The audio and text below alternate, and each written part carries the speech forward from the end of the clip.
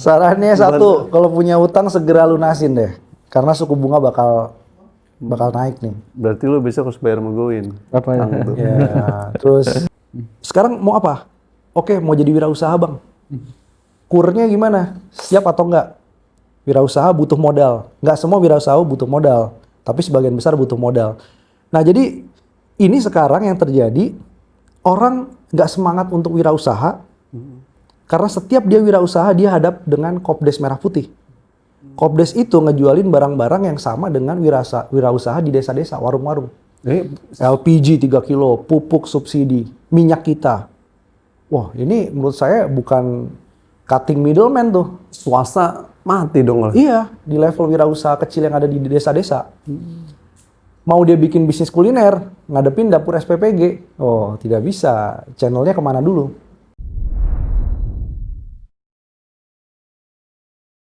Pertumbuhan ekonomi Indonesia katanya 5%, tapi perasaan masyarakat dan kesulitan masyarakat terhadap ekonomi sepertinya menjadi pembicaraan di level bawah. Nah, kali ini Opini Rakyat mencoba melihat potret kondisi ekonomi Indonesia saat ini dan mungkin outlook di 2026 seperti apa bersama pengamat ekonomi Mas Bima dari Selios ya, Direktur Selios Mas Bima. Saya melihat Mas Bima nih di beberapa TV kalau menganalisis ekonomi tajam sekali nih dan penerus Faisal Basri katanya teman-teman nih kira-kira atau melebihi Faisal Basri lah. Nah, Mas Bima, thank you udah datang nih. Siap. Sore ini dan saya juga ada Mas Erwin yang menemani saya. Mungkin karena topiknya berat nih Mas Bima ekonomi, jadi saya ngajak Mas Erwin untuk melihat aspek lainnya. Tapi saya mau to the point aja nih Mas Bima. Sebenarnya bagaimana sih kondisi ekonomi Indonesia saat ini nih? Kemarin harga dolar 17.000, sekarang ya 16.800 per hari ini.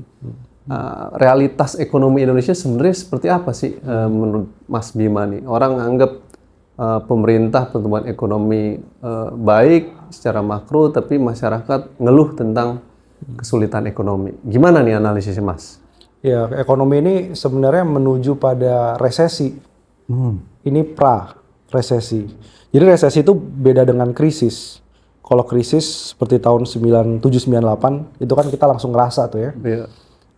Dolarnya langsung naik ke 17.000 waktu itu dari 4.000. Tapi sekarang nih yang terjadi enggak nih? Yang terjadi itu antara ekonomi tumbuh 5% sama kehidupan masyarakat sehari-hari ini makin nggak connect.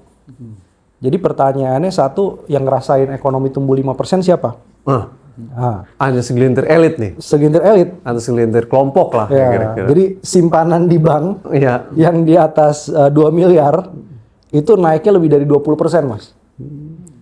Jadi yang kaya dia makin banyak dapat pendapatan, makin takut investasi, nabung deposito di bank. Nah, yang paling bawah ini seolah sementara happy.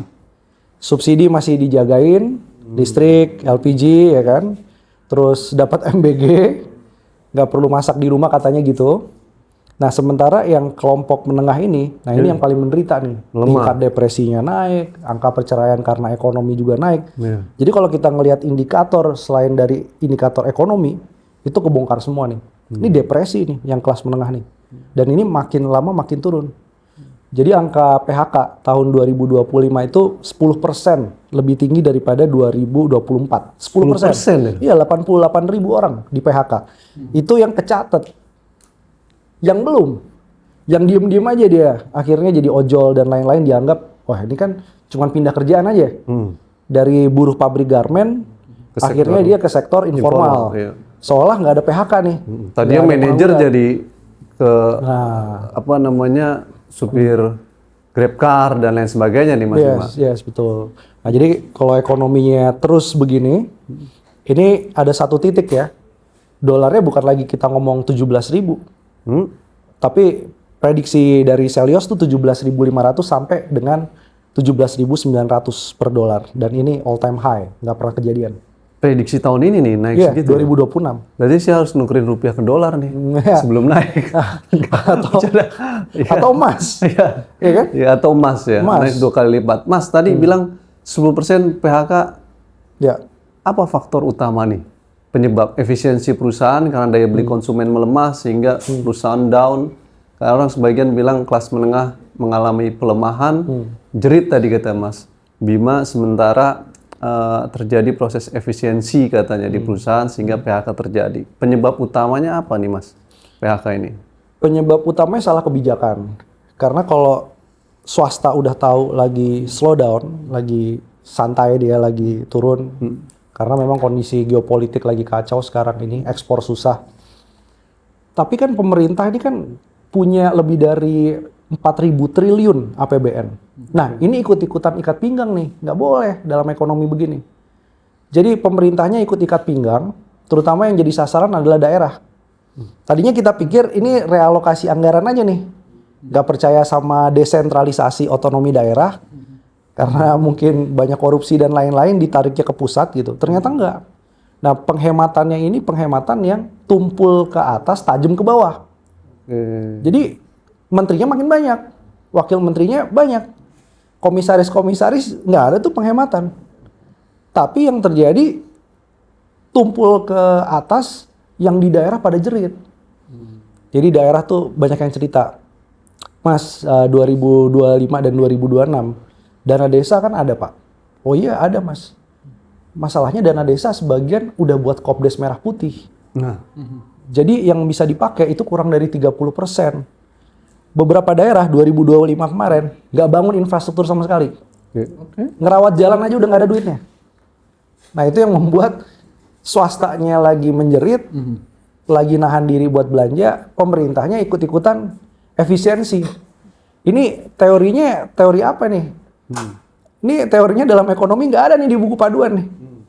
Kalau dalam teori state kapitalisme yang ada di Turki ataupun di China, Tiongkok, swasta itu ketika lagi jerit, pemerintah lewat BUMN dan lain-lain itu ngegas. Nah, kita lihat ini yang di Indonesia ini jadi nggak jelas konsepnya. Yang terjadi swasta di take over. Nanti kita cerita lah ya, berapa perizinan yang kemudian diambil. Purbaya santai-santai aja Mas Bima. Ya. Di medsos di mana Purbaya slow-slow aja dia bilang aman, kondisi gimana nih? Menurut Mas Bima nih, Purbaya dalam kebijakan-kebijakan ekonominya. Purbaya honeymoon-nya kan udah selesai. Udah selesai nih ya? Bulan madunya kan beberapa bulan aja, September, Oktober, November, Desember. Jadi Januari kira-kira sekitar 3-4 bulan ya. Itu yang membuat orang akhirnya ngelihat ini menteri rasa pengamat nih. Iya. Makanya kadang-kadang saya bilang nih, tukeran aja gimana? Iya. Kalau cuma, iya kan? Noel kemarin tuh yang tersangka KPK, Wakil Menteri Tenaga Kerja bilang Pak Purbaya hati-hati dan lain-lain. Direspon. Kan harusnya Menteri Keuangan itu bikin kebijakan. Nah jadi beberapa ngelihat dia pengen lebih ke arah selebriti dibandingkan menyelesaikan masalah. Karena fungsi Menteri Keuangan itu harusnya bisa rem. Jadi PHP aja nih. Iya. Sekarang dan ke depan nih Menteri Keuangan, ya kan? PHP kalau PHP doang nih ya. Iya. PHP dalam medsos ya kan? Betul. Nah, sebagian orang realnya nggak begitu. Baik, ke tadi Mas, apakah beban utang luar negeri juga mempengaruhi persoalan ekonomi Indonesia nih di tahun ini Mas dan ke depan? Ya. Untuk pembayaran itu. Ya ini makin berat. Kita lihat data sampai 2029 tuh. Berarti pada waktu pemilu 2029 itu per tahunnya paling nggak kas negara tuh keluar itu 1.300 triliun untuk utang. Untuk cicilan dan bunga utang kalau digabung. Waduh. Nah, ini berat nih. Setiap tahunnya keluar sebegitu besarnya. Jadi utang ini oke, ada masalah warisan, tapi nggak melulu masalah warisan. Kayak MBG yang sekarang naik dari 71 sampai 335 triliun, itu bukan dari pajak, nggak mungkin pajak cukup untuk itu. Pajak tuh udah kebutuhan rutin, gaji pegawai, operasional yang udah ada. Tambahan program seperti MBG, ini salah satu jalannya selain efisiensi anggaran, nambah utang baru lagi. Jadi 800 triliun plus 500 triliun per tahun, itu belum termasuk tambahan program food estate, kemudian MBG, Koperasi Desa Merah Putih, sekolah rakyat. Itu belum masuk situ. Bisa lebih besar lagi. Jadi MBG Koperasi Merah Putih pada titik tertentu ini beban sekali nih Mas buat anggaran negara yang dalam situasi kondisi ekonomi sekarang. Oh beban. Kita lihatnya satu ya. Harusnya MBG ini kan dianggap menciptakan lapangan kerja. Enggak. Enggak. Jadi dengan anggaran sebesar itu enggak. Jadi proyek segelintir orang aja kayaknya tuh Mas. Proyek segelintir orang, Kelompok ya kan? ya, dan ngegantiin pekerjaan yang udah ada. Jadi kantin sekolah Tutup. ya, tutup. Gara-gara MBG. Sekarang pedagang di pasar tradisional itu pada curhat, rebutan. Jadi sama-sama jual bawang putih nih. Si dapurnya, SPPG-nya ngambil dari pemasok nomor 1. Jadi yang kena nih rumah tangga nih. Bentar lagi Ramadan Lebaran. Jadi kita ngelihat nanti inflasi pangannya naik gara-gara MBG. Ya, jadi perspektif MBG-nya nggak membuat ekonomi rakyatnya tumbuh. Oh, enggak. Tapi yang tumbuh segelintir kelompok yang dapat proyek MBG nih kan. Ya. Siapa tuh? Aduh, siapa kan ya? Partai katanya. Partai. TNI. Polisi. Pengusaha juga kan didapat nih Mas. Pengusaha juga dapat. Dapat. Betul. Nah, kalau itu ceritanya MBG hanya sebatas bagi-bagi proyek aja nih, bukan kesungguhan untuk membangun ekonomi rakyat ya, seperti jargonnya Pak Prabowo ya Mas. Jauh. Saya ketemu beberapa kepala daerah ya, mereka juga cerita awalnya kita kira MBG nyerap pangan lokal. Iya. Jadi meskipun ada efisiensi anggaran tuh 2025 kemarin, itu paling nggak petani, UMKM gitu ya di daerah. Enggak, mereka bingung. Nih kepala daerah pada nanya, Mas itu cek deh MBG ini pasokannya ngambil dari mana ya? Terutama daerah-daerah yang memang di situ berasnya masih kurang dan lain-lain. Ya saya bilang, semua ngambil dari pasar induk di Jakarta. Jadi bypass gitu ya, atau di sentra-sentra pangan. Jadi daerah yang MBG-nya sehari bisa berapa ribu porsi, itu kalau dicek UMKM sekitarnya, itu banyak yang melongo aja. Mati malah. Iya, rebutan. Padahal mereka yang harusnya dihidupkan kalau dalam konteks ekonomi kerakyatan ya Mas ya. Nah ini dia nih, saya nggak dapat logikanya. MBG ini mau dicapai apa? Kalau awalnya tujuannya adalah mengurangi stunting gitu, ini semua nih, mau orang kaya, anaknya kelas menengah, yang mau pakai Pajero, mau pakai Alphard, mau pakai Kijang kapsul, dapat semua. Padahal yang pakai motor dapat semua. Jadi nggak jelas ini apa objektifnya apa gitu. sebenarnya bukannya lebih bagus buat pendidikan, kesehatan, sehingga MBG seharusnya nggak perlu ada. Gimana Mas Bima nih? Ya ini sekarang kompetisi sama pendidikan kesehatan. Iya. Ngambil dari dana pendidikan, ngambil dari kesehatan juga. Jadi MBG ini mau diposisikan di mana? Jadi bingung sekarang. Makanya cocoknya di bawah Kementerian Pertahanan kan? Aduh, jangan udah terlalu kebanyakan Pak Safri itu ngurusin hutan, ngurusin MBG ya kan? Terakhir kan dia ngukur apa tuh? Ukurannya tahu apa tempe ya? Tahu. Jadi kalau dia dimasukkan sebagai anggaran pendidikan juga nggak pas juga. Oke. Masih banyak guru yang belum sejahtera, masih banyak guru yang sifatnya P3K lah, atau guru-guru yang kemudian bahkan Pemda kadang-kadang nggak punya anggaran untuk itu, sekolah disuruh rekrut sendiri, itu banyak banget. Terus untuk kesehatan, nah kalau kesehatan kan dari dulu udah ada tuh, sebenarnya program anti stunting, malnutrisi, itu Kementerian Kesehatan udah punya dari dulu, dan target banget, ibu yang lagi hamil atau menyusui, kemudian satu lagi adalah anak sebelum 1000 hari pertama. Ini kenapa nggak disupport anggaran lebih besar? Enggak, dipotong anggaran kesehatan untuk MBG. Padahal itu penting yang tadi itu. Oh iya, kalau memang tujuannya buat stunting. Iya. Beda kalau tujuannya bagi-bagi proyek. Ini bagi-bagi proyek sih. Iya, jelas. Nambah-nambah mobil MBG sekarang banyak tuh kan. TNI, polisi ada mobil MBG khusus itu untuk distribusi. Bim, apa ya dampak jangka panjang disalokasi anggaran nih gini bagi Indonesia ke depannya? Bagi kita generasi yang hari ini melihat bagaimana kebijakan dibuat dengan tanpa memperhatikan kepentingan rakyat begini. Kalau sekarang pilihannya adalah MBG atau pendidikan dan kita salah pilih nih karena porsinya terlalu banyak ke MBG yang ternyata dampaknya nggak besar. Ya kalau dilihat secara ekonomi ke depan apa yang mau dibanggakan dari Indonesia? Pendidikan itu kan ini sebenarnya kan investasi. Sekarang ini. Ya. Kalau Jokowi infrastruktur lah dia selalu bangga itu katanya. Betul. Kita mau narik pabrik dari Vietnam atau dari China, udahlah masuk ke Indonesia. Mereka pertama kali ngecek apa? SDM-nya. Emang ngecek dari penerima MBG apa enggak di CV-nya?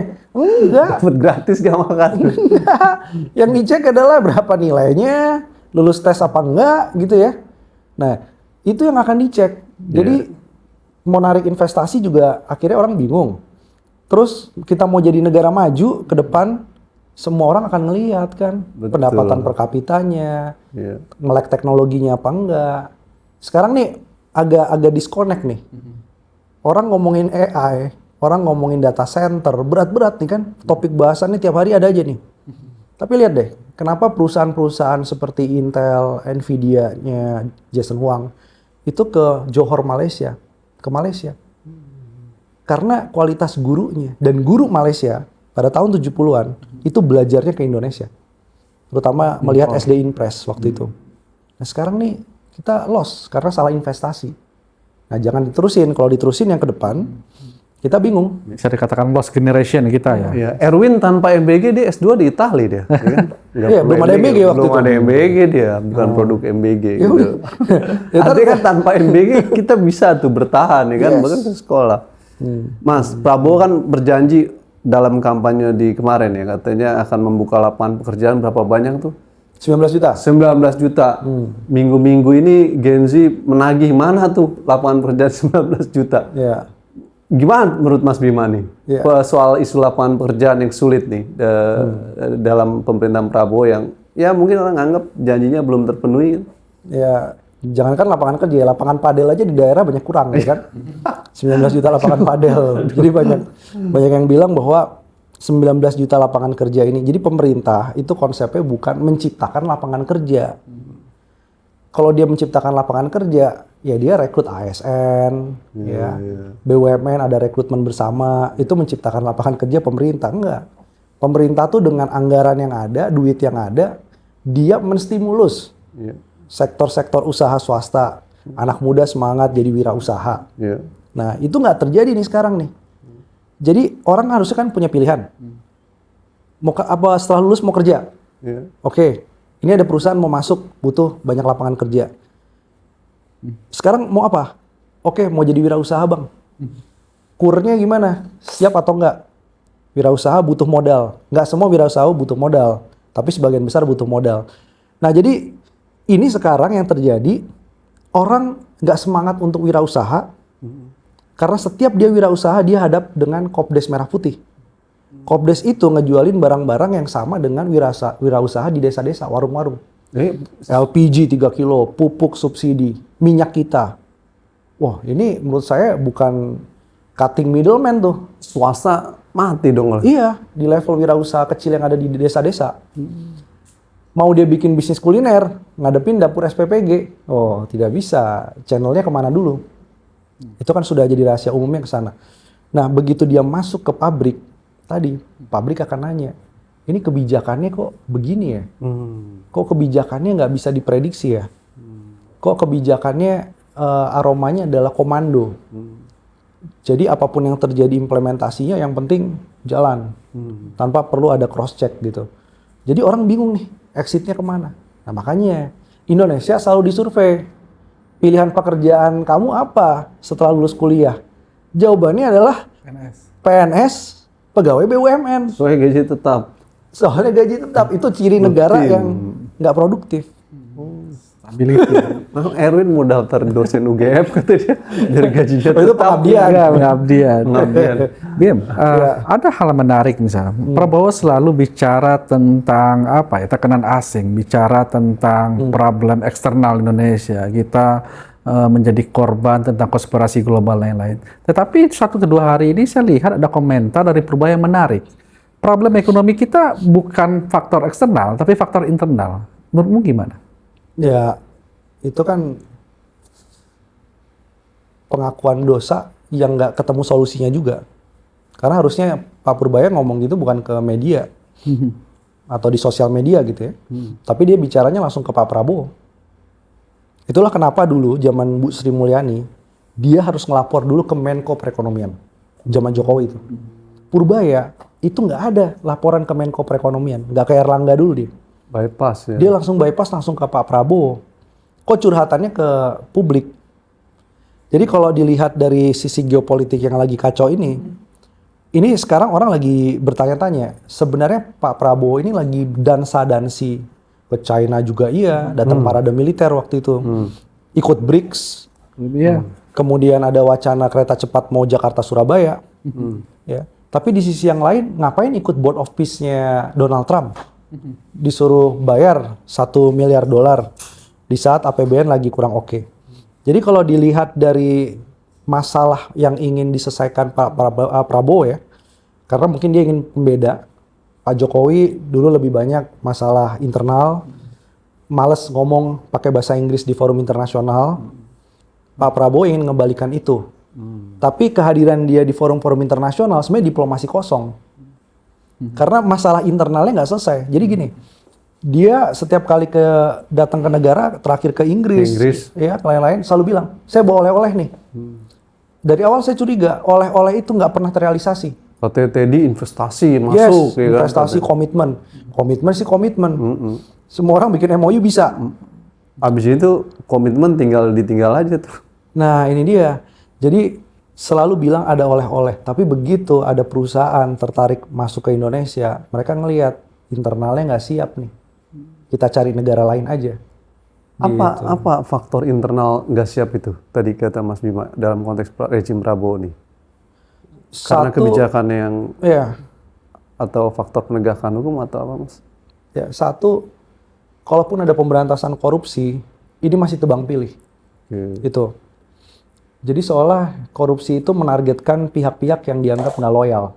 Jadi soal isu pemberantasan korupsi isu penting tuh ya dalam konteks investasi. Karena setiap ada bayar bukan hanya pungli administrasi izin tapi ketika udah ada produknya dan lain-lain, banyak yang minta ini itu. Saham juga minta kepemilikan saham, itu cost buat bisnis.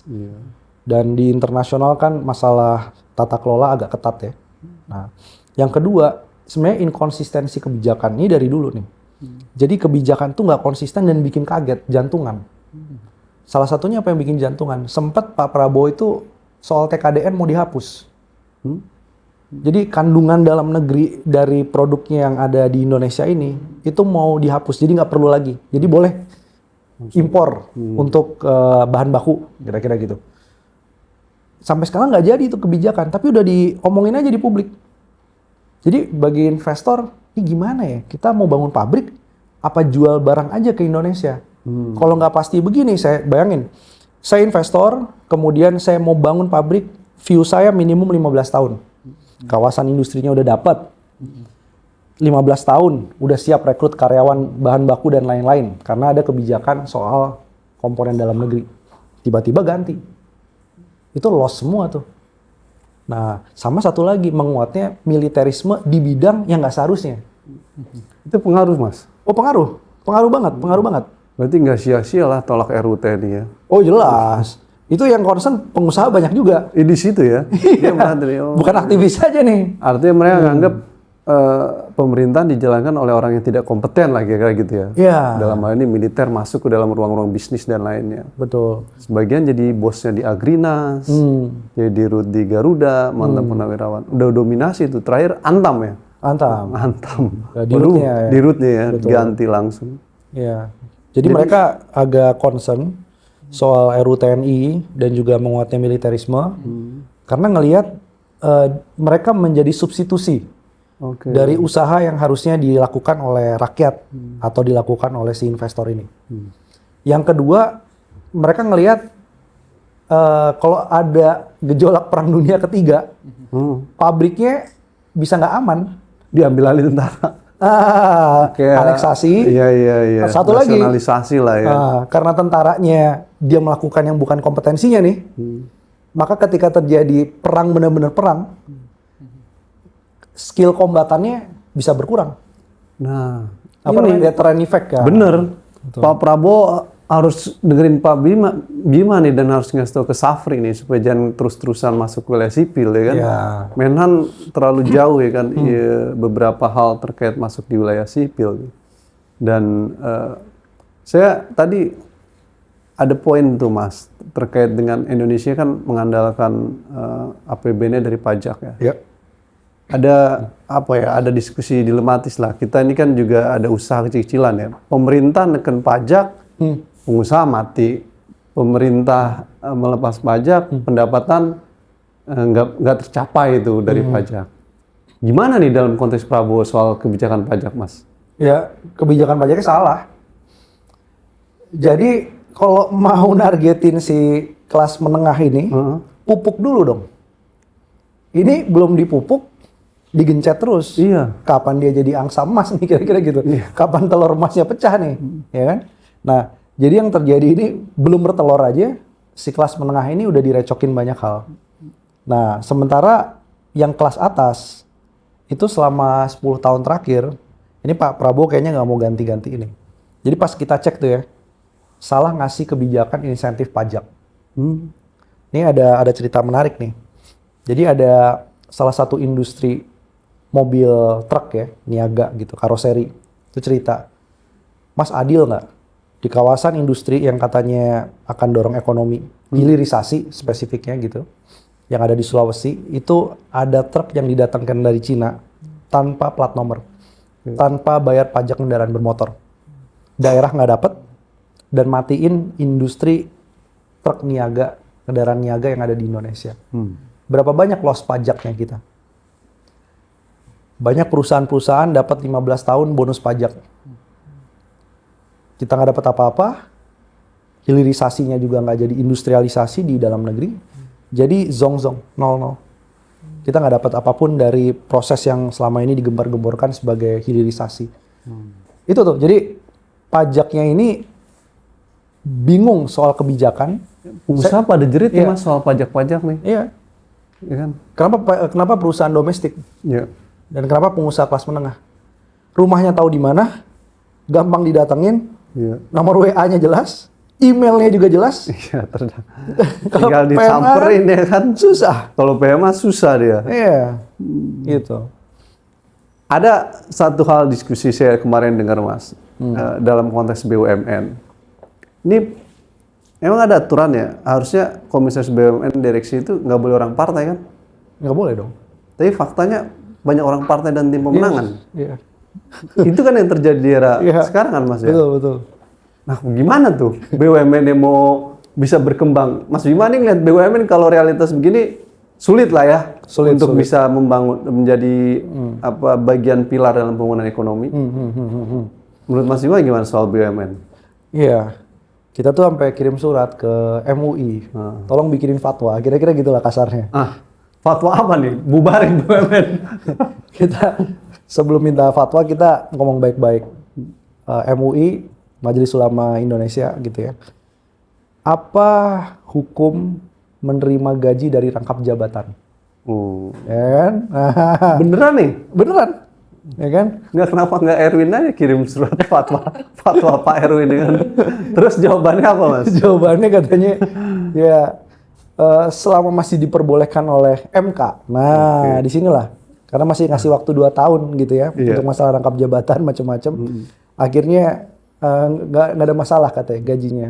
Mubah-mubah aja, boleh-boleh aja. Boleh-boleh aja. Ya, jadi ikhtiar kita tuh udah mentok, bikin riset dan lain-lain, minta fatwa ke MUI, Pak. Fatwa MUI begitu. MUI ya. Dan ternyata Salah soalnya. Jangan minta fatwa ke MUI, ke ICW harusnya Mas Bima. ICW bagaimana menurut ICW tentang rangkap jabatan. Iya, nanti saya baru ngomong jawabannya bener tuh Mas. Ya kan? Aduh. jadi saya cuma kasihan. Jadi beberapa kali tuh pas lagi di perjalanan ya, sebelah duduk itu di transportasi publik tuh ada aja tuh pegawai BUMN. Ada yang BUMN karya, ada yang listrik dan lain-lain. Itu dia ini ngomong, ya saya jelasin lah saya peneliti ekonomi kan gitu ya, kenalan aja random. Dia bilang, Mas gimana ya, tes BUMN tuh susah, berlapis-lapis. Ada tes lari juga kadang. Tapi pemilihannya pucuk yang paling atas, direksi komisaris, ini kok bisa seenak-enaknya ya? Berapa sih sumbangan mereka selama pemilu kemarin gitu? Seenak-enaknya maksudnya orang-orang mereka semua Iya, deh. yang nggak punya kompetensi. Iya. Beda ya, misalkan gini ya, dia politisi, oke, ini separah-parahnya ya, politisi gitu ya. Tapi lulusan Harvard. Keahlian ekonomi ada. Keahlian ekonominya ada atau di bidang tertentu yang sangat teknis ya. Misalkan dia ahli perminyakan, Iya, atau ahli teknik transisi lah, energi iya. gitu ya. Kita masih ngelihatnya, oke, ini satu sisi pusat pengen ada kendali dan ngasih makan partai politik. Iya. Tapi ini orang nggak main-main nih gitu ya. Ini kan enggak. Jadi si orang pegawai-pegawai yang masih muda brilian-brilian ini yang tesnya susah, itu makin demor. Iya. Akhirnya kerja semaunya aja udah. Satu semaunya aja, banyak izinnya. Yang kedua, psikiater. Depresi mas saya mas. Psikiater. Iya. Wah, untung Erwin nggak jadi komisaris Pertamina. Nggak bisa Win, lu hukum, aktivis HAM nggak bisa komisaris Pertamina tuh kata Bima ya kan. Aduh. Jadi ada terkait BUMN itu kebijakan pemerintah mas. Bangun BUMN tekstil ya. Padahal tekstil sektor swasta Indonesia hancur. Gimana menurut Mas Bima itu? Nah, ini saya kasih clue-nya ya mas.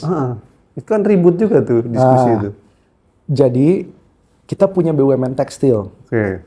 yang namanya Primissima. Ini BUMN yang sampai sekarang kalau dilihat di Tokopedia, Shopee ya, di platform e-commerce, itu kain terbaik, itu ada tulisannya, batik standar Primissima. Oke. Jadi dia dianggap sebagai kain paling bagus ya. Pabrik ini kebetulan nggak jauh dari rumah saya di Jogja. Tutup mas tahun lalu. Nah, jadi Danantara mau bikin BUMN tekstil, sementara BUMN tekstil yang pernah ada itu tutup. Iya. Jadi nyari gara-gara Iya. gitu. Terus maunya apa itu? Jadi Ya, bikin tekstil, Iya. bikin peternakan. Tapi yang tekstil ini Agrinas yang baru Agrinas. Agrinas ya kan? Jadi lahan-lahan yang diambil alih itu kan kasih Agrinas kuasain ya kan. Iya. Perusahaannya yang punya diambil tanahnya, waduh, tanah gua bos diambil alih sama Agrinas. Itu jadi ini juga mas, jadi perhatian nih di dunia internasional. Oh ya? Iya. Karena kan gini, ini termasuk saya punya andil juga karena gini, teman-teman lingkungan, teman-teman yang main di isu deforestasi gitu ya. Itu kan ngasih map, ngasih kajian. Kemarin kita bilang soal biaya bencana ekologis yang ada di Aceh gitu kan. Terus teman-teman ada juga yang ngasih map peta nih, deforestasi ini perusahaan ini terlibat. Maksud kita mas, adanya pencabutan atau evaluasi izin itu untuk dikembalikan jadi hutan. Dibalikin lagi fungsinya di restorasi. Ini enggak. Diambil. Ini mah nasionalisasi nih. Aneksasi gitu kan. Sepihak.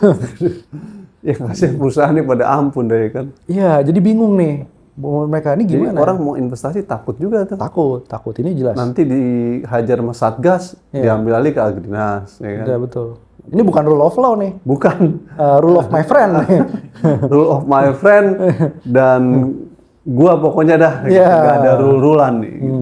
Kim, kita kan mempunyai kerjasama ekonomi dan saya pikir 10 tahun terakhir China salah satu mitra paling banyak mempunyai hubungan ekonomi dengan Indonesia. Apa sih relasi mitra ekonomi dengan situasi politik hari ini? Apakah itu juga mempengaruhi juga tentang model politik? Karena saya pikir hampir narasi-narasi yang dikembangkan oleh kebijakan kita agak mengarah ke China, bisa dikatakan state capitalism. Tapi nyatanya enggak juga. Tapi pendapat Bima gimana? Saya kira diplomasi kopong. Jadi mau nyontek. Contoh ya, yang terbaru adalah Bank Sentral, BI. Ini kan lagi di obrak-abrik dengan masuknya keponakannya Prabowo tuh. Ya kan? Tommy, oke udah dipilih sama DPR. Itu konflik interest nggak sih? Iya dong. Oke, dia bukan lagi anggota partai, dia udah mengundurkan diri. Prabowo menempatkan BI kayak orde baru tuh di bawah kendali pemerintah ya mas. Dewan Moneter. Iya Dewan Moneter. Nah, itu niru mana mas? Itu niru Turki. Erdogan juga melakukan itu. gitu ya? Tapi biaya yang dibayar mahal, lira Turkinya jatuh. Oh iya, betul. Berarti Bank Sentral cara-cara begini cara Turki nih. Nah, hilirisasi cara China. Nanti ada lagi nih. Cara untuk Trump teknologi diambil. cara Trump. Gaza juga cara Trump. Iya. Jadi dia main comot, tapi tanpa ada konsep yang jelas. Nah, saya kira dansa-dansi berpolitik internasional ini ada satu waktu akan ditanyakan loyalitasnya. Trump akan nanya dong, oke udah gabung Board of Peace, tapi gimana soal direct access atau akses langsung pada mineral kritis? Karena itu bagian dari perjanjian Konsesi dagang, kemarin, tarif ya, soal tarif. Tarif. Jadi kalau tarifnya mau turun dari 19%, itu Trump ingin direct access, berarti nggak ada hilirisasi. Jadi dia pengen beli mentah, langsung dibawa ke Amerika. Mineral, tambang. Ini udah punya China semua nih, rantai pasoknya, kontraknya, pembelian macam-macam gitu. Jadi suatu saat dia pengen merangkul banyak pihak dan terlihat menjadi superhero. Bingung sendiri. Dia akan bingung sendiri. Itu dihantam banyak orang. Yes, dan itu yang bayar mahal adalah kita. Kita nggak pernah ditanya, Kenapa ikut Board of Peace? Kita nggak pernah ditanya, ya kan, soal perjanjian dagang dan lain-lain. Tapi efeknya nanti kepada kita. Kayak beli alutsista itu, beli dari Amerika, beli dari Rusia, beli dari Prancis. Lah, ntar itu skadronnya jadi gaduh-gaduh tuh. Oh iya, Pusing gitu. itu saya juga mau nanya nih Mas. Jadi beberapa tuh cerita ya. Mereka bilang gini, ini beli dari banyak negara gitu ya untuk menjalin hubungan baik. Tapi kalau beli campur-campur dari banyak negara gini, spare partnya gimana nanti? Spare partnya, pilotnya, pelatihannya, wah itu ruwet Mas.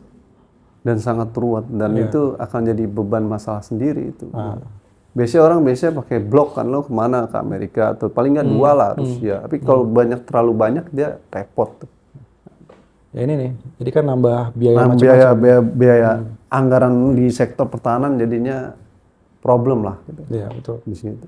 Ya karena transparansi, akuntabilitas alutsista masalah lah, nggak bisa kesentuh tuh Mas. Gitu. Saya ingin bertanya yang lebih ini Mas, apa namanya?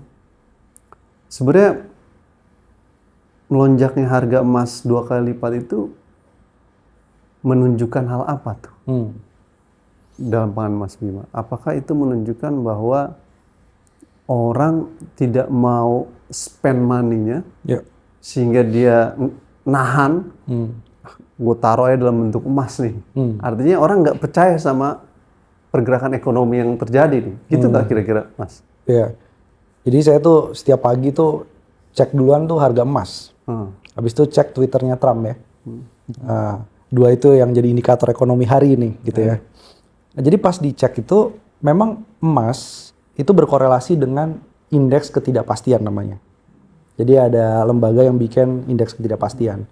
Jadi setiap kali ekonomi nggak pasti, geopolitik nggak pasti gitu ya, itu harga emasnya akan naik. Tapi sekarang ada yang beda nih, ada faktor bank sentral. Jadi bank sentral BRICS terutama, ada China, India, ada Rusia, itu sekarang buang dolar dan beli emas.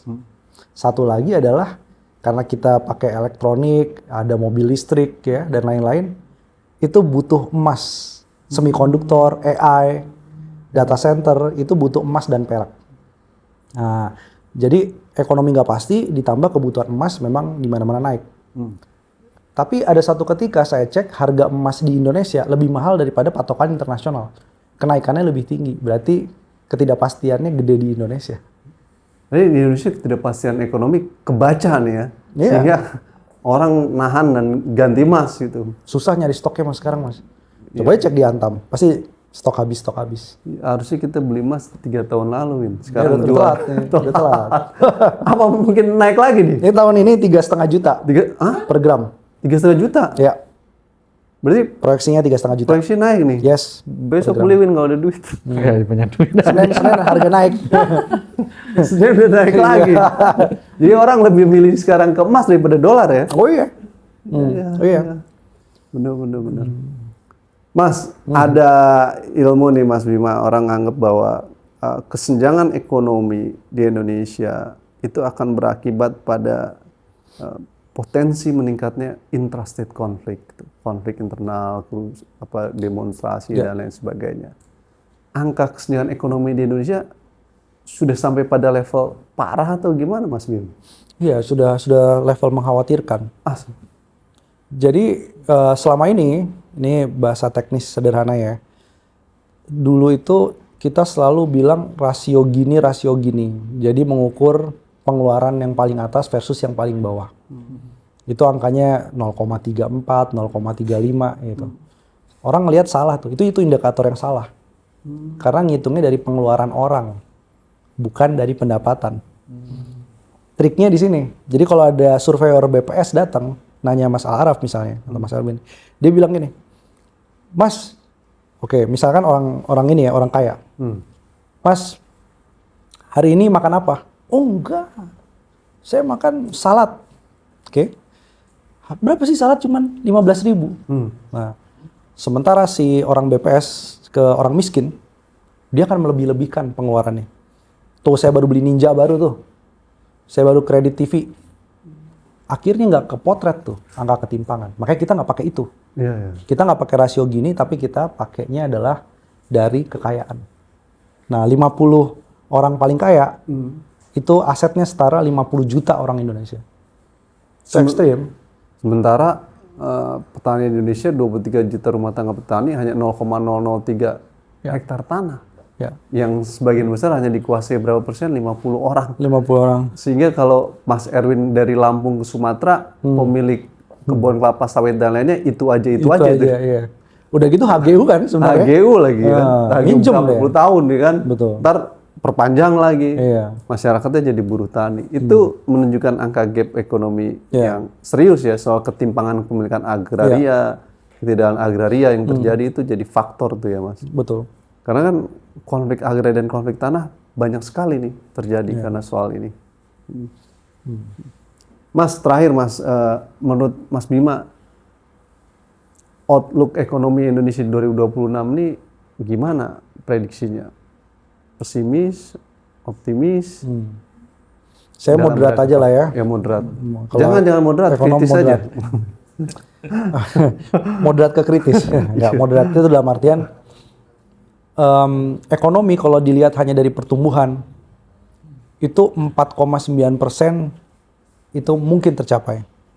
Mungkin 4,9. 4,9 ya. Tapi Target perubahan ya, 5,6 katanya. 6% lah. 6% hebat banget. Nggak sekalian 10% aja. Ya, 8% udah Vietnam yang capai duluan 8%. Tapi ini makin nggak kerasa nih. Jadi si kelas menengah ini makin jerit-jerit tahun 2026. Sekarang. Iya, lapangan kerja makin susah dan lain-lain itu akan terjadi. Terus juga investasi tadi jadi agak takut masuk. Jadi ini sebenarnya awannya udah gelap. Tinggal nunggu badainya kapan turun. Waduh.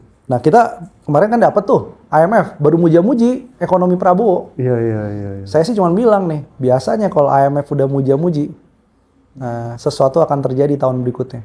97 ya, Kamdesus ya. Dulu ya. Betul. Oh gitu sebelumnya, ya? Sebelumnya Soeharto dipuji-puji Kalau terus. gitu jangan dipuji-puji, Min. Jangan Macan Asia kan, Asian Tiger kan. Iya, Asian Tiger. Iya. Gitu. Jadi kalau terus-menerus begitu, dipuja-puji seolah nggak ada masalah, tapi di bawah merasakan masalah.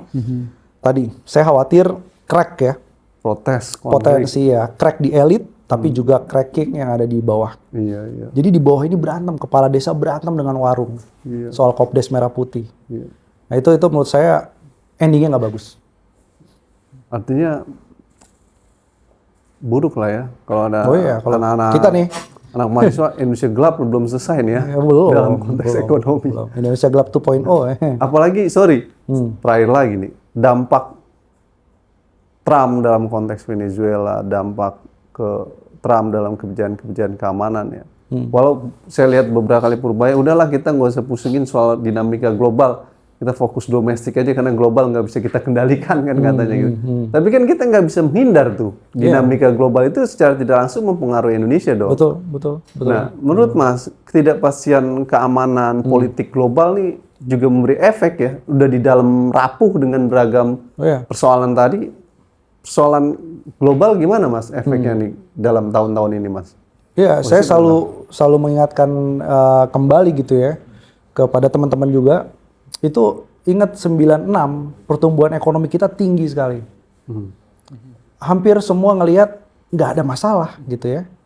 Kalaupun ada yang berisik sebagian aja tuh mahasiswa kira-kira gitu. Iya. Nah, eksternal itu menjadi salah satu trigger yang membuat hancur. Eksternalnya mulai di Korea Selatan. Nah, jadi dengan multipolar kayak sekarang ini, kita nggak tahu trigger eksternal yang membuat hancur lebur ekonomi itu dari mana? Politik hancur lebur itu dari mana? Karena sumbernya sekarang banyak dan nggak bisa diperkirakan. Setelah Venezuela, Iran, Greenland. Tapi apa yang ingin dicari oleh Trump, ini lebih bahaya nih, yang kita nggak siap sebenarnya. Hegemoninya nih ya. Hegemoni dan juga energi, selain teknologi. Nah, jadi mereka ingin akuisisi beberapa negara yang punya cadangan minyak, kita impor BBM-nya gede banget. Dan itu yang membuat ya kita nggak akan bisa bilang lagi nih bahwa ya nggak apapun yang terjadi di eksternal lupakanlah, masalah kita masalah internal nggak bisa. Nggak bisa. Internal udah nggak beres, tinggal satu trigger aja itu akan buyar semua agenda 8%. Oke. Penutup Mas, kalau kondisinya nggak pasti gitu, saran buat saya Mas Erwin dan masyarakat apa nih buat bertahan hidup dalam setahun ini nih Mas. Maksudnya kan ini perspektif ini nggak pasti nih ekonomi dan suram lah, lapangan pekerjaan susah dan lain. Apa sarannya Mas? Jualan Setidaknya lele ada apa? hal yang positif lah. Iya, ternak lele apa ternak ayam? Sarannya satu, kalau punya utang segera lunasin deh. Karena suku bunga bakal naik nih. Berarti lu besok harus bayar megoin. Apa ya? Ya, terus Utang harus bayar ya. Yang kedua nih, kayaknya abang-abang ini bentar lagi anaknya ada yang mau nikah atau apa, dari saudara mau nikah. Kalau di pihak perempuan ya, bilang mas kawin jangan perhiasan. Erwin mau nikah besok minggu depan. Bener bang? Rencananya. Nah, harusnya Bima lebih tahu dari lu. Emas batangan. Mas Mata. Tunda dulu ya. Tunda dulu. Jadi jangan Tidak dia segar. perhiasan tapi emas batangan. Mas batangan Ya, sekarang emas batangan paling oke dibanding dolar ya. dibandingkan dolar. Terus satu lagi ya itu kita ngelihat Indonesia sih harusnya pertahanan terakhir dan mulai teruji waktu COVID ya. Itu warga bantu warga. Ya, kita baik-baik lah sama tetangga lah. Siapa tahu kita lagi di atas sekarang ya kan bantu mereka. Kalau kita lagi di bawah ada pengamannya. Nah, saya sih masih percaya sih itu last defense tuh yang kita punya. Saya sampai sama teman saya yang tinggal di rumah saya tuh, kan belakangnya itu kan ada tempat penampungan air gitu gede. Ya. Kita tanam aja ikan sebanyak kita tanam tuh dari setahun lalu hidup gitu. Jadi nanti kalau ada krisis itu aja kita makan. Iya. Survival ya. Survival tuh. Jadi buat masyarakat ya pertahanan hidup dari ke depan nih solidaritas warga jadi penting ya. Betul. Karena ekonomi nggak pasti. Gitu. Thank you Mas Bima, analisisnya soal ekonomi ini menurut saya bisa jadi bacaan ya buat teman-teman dalam melihat fenomena ekonomi ini. Walau saya kadang-kadang garuk kepala Mas, Purbaya santai aja senyumnya kan.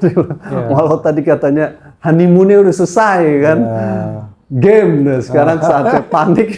Ya lihat aja lah Kita kira-kira. lihat aja nanti kan. Betul. Terus mati gaya kayaknya ke depan nih, kecuali tim medsosnya jago sih dalam buat gimmick atau apa gitu. Nah, ekonomi ini beda sama politik, Mas. Oh gitu ya? Iya. Politik mungkin bisa di poles-poles ya, di medsos ya.